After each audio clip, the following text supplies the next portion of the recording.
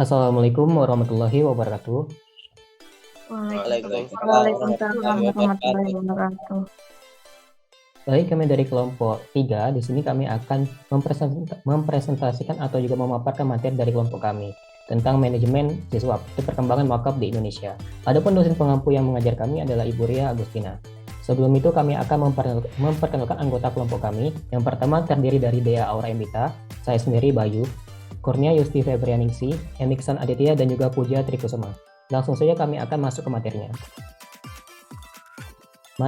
Materi yang pertama tentang Badan Wakaf Indonesia akan dibacakan langsung oleh Dea Aura Emita. Kepada Dea, saya persilakan untuk membacakan materi. Baik, terima kasih kepada moderator. Yang pertama itu adalah Badan Wakaf Indonesia atau BWI. Badan Wakaf Indonesia adalah lembaga negara independen yang dibentuk berdasarkan Undang-Undang Nomor 41 Tahun 2004 tentang wakaf. Badan ini dibentuk dalam rangka mengembangkan dan memajukan perwakafan di Indonesia. Lahirnya Undang-Undang Nomor 41 Tahun 2004 tentang wakaf merupakan salah satu upaya untuk memberikan payung hukum yang diharapkan dapat mendorong pengembangan perwakafan di Indonesia. Selanjutnya yaitu Yayasan Wakaf. Konsep wakaf yang tidak bisa dijual beli, waris, menjadi hak kepemilikan yang unik yang tidak bisa dimiliki secara pribadi. Namun, hanya bisa dikelola oleh nazir dan hasilnya dibagikan untuk kesejahteraan umat. Contoh yayasan wakaf yaitu yang pertama, Yayasan Wakaf Universitas Muslim Indonesia. Yang kedua, Yayasan Universitas Paramadina. Yang ketiga, Yayasan Universitas Islam Indonesia. Yang keempat, Pondok Modern Darussalam Gontor. Baik, itulah yang dapat saya sampaikan, kembali ke moderator. Baik, terima kasih kepada Saudari Dea. Untuk penjelasan selanjutnya tentang materi selanjutnya akan dibacakan oleh Kurnia Yusti Febrianingsi. Kepada Kurnia, saya persilakan untuk membacakan materinya. Baiklah, terima kasih kepada moderator. Materi selanjutnya yaitu skema yayasan berbasis wakaf. Yang pertama ada wakif, yang kedua ada nazir atau badan wakaf yayasan, yang ketiga ada sekolah atau unit usaha, yang keempat ada hasil, dan yang terakhir adanya mauquf alaihi atau distribusi. Slide selanjutnya.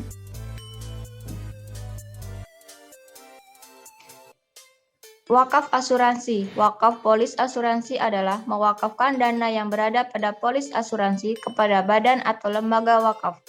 Polis yang diterima berasal dari asuransi syariah maupun asuransi konvensional. Nasabah yang memiliki asuransi unit link dapat mewakafkan polis hingga 95% dari manfaat asuransi dengan membeli polis asuransi syariah baru. Sementara itu, nasabah baru asuransi syariah dapat mewakafkan 45% dari manfaat asuransinya. Proses wakaf akan melalui sebuah akad, yakni serah terima menurut syariat Islam. Akad wakaf dilakukan dengan dua cara, yaitu akad wakaf untuk wakaf produktif sebagian dari nilai polis asuransi yang meliputi uang pertanggungan nilai tunai saat jatuh tempo, dan akad amal kebaikan untuk kepentingan wakif, keluarga wakif, kepentingan umum sebagian dari nilai polis asuransi saat jatuh tempo. Baiklah, itu saja, kembali ke moderator. Baik, terima kasih kepada Saudari Kurnia. Untuk materi selanjutnya akan dibacakan langsung oleh Puja Trikusuma. Kepada Puja, saya persilakan untuk membacakan materinya tentang skema wakaf asuransi. Materi selanjutnya adalah skema wakaf asuransi, yaitu 1. Wakaf, yang kedua perusahaan asuransi, 3. nazir, dan yang keempat adalah mauquf alaihi.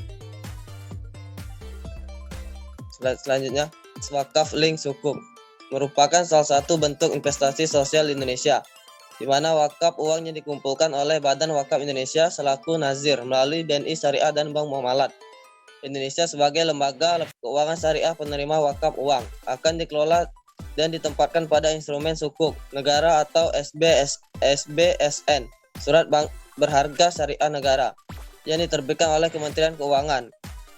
Cash wakaf linked sukuk melibatkan 5 stakeholders, yaitu 1. Bank Indonesia sebagai akselerator dalam mendorong implementasi CWLS dan Bank Kustodian. 2. Badan Wakaf Indonesia sebagai regulator, leader, dan nazir yang mengelola CWLS. 3. Kementerian Keuangan sebagai Insware, SBSN, dan pengelola dana di sektor real. Keempat, Nazir, wakaf produktif sebagai mitra BWI yang melakukan penghimpunan dana wakaf. Dan terakhir adalah Bank Syariah, Bank Muamalah Indonesia dan Bank Syariah sebagai lembaga keuangan syariah penerima wakaf uang dan bank operasional BWI. Oke, itu saja moderator. Baik, terima kasih kepada Saudara Puja. Untuk selanjutnya akan dibacakan langsung oleh M. Iksan Aditya. Kepada Iksan saya persilakan untuk membacakan materinya. Baik, terima kasih kepada moderator. Selanjutnya sukuk wakaf. 2. Sukuk tingkat wakaf. Di Indonesia, proses penerbitan sukuk tingkat wakaf akan melihat beberapa pihak, terdiri dari 1. Badan Wakaf Indonesia BWI, 2. Perusahaan BUMN, 3. Special Pool for Special SPV, 4. Investor. Selanjutnya 3. Bank Wakaf. Bank Wakaf Mikro BWM adalah lembaga keuangan non-bank bersifat non-formal yang berbentuk lembaga keuangan mikro syariah LKMS yang didirikan atas izin Otoritas Jasa Keuangan atau OJK yang menyediakan akses permodalan atau pembiayaan bagi masyarakat kecil yang belum memiliki akses pada lembaga keuangan formal. Bank Wakaf Mikro berbadan hukum koperasi dengan izin usaha sebagai lembaga keuangan mikro syariah. Berikut ini karakter Bank Wakaf, yaitu 1. Dikelola oleh pesantren atas izin dari OJK untuk menjalankan kegiatan usaha berbentuk lembaga keuangan mikro syariah tersebut. 2. Target sebagai nasabah dari Bank Wakaf Mikro adalah masyarakat pedesaan atau pelosok di sekitar lingkungan pesantren saja yang tidak memiliki akses pada layanan perbankan umum. 3. Kelompok menjadi syarat utama untuk mengakses layanan pembiayaan di Bank Wakaf Mikro. Terima kasih, saya kembalikan pada moderator. Baik, terima kasih kepada Saudara M. Iksan Aditya. Tidak terasa kita telah sampai di bagian akhir penghujung presentasi. Saya selaku moderator mewakili semua anggota yang bertugas mengucapkan terima kasih dan juga minta maaf kepada semua yang telah ada kesalahan jika ada pengucapan kata. Kepada Tuhan kami mohon ampun. Wabillahi taufiq wal hidayah. Wassalamualaikum warahmatullahi wabarakatuh. Waalaikumsalam. Waalaikumsalam warahmatullahi wabarakatuh.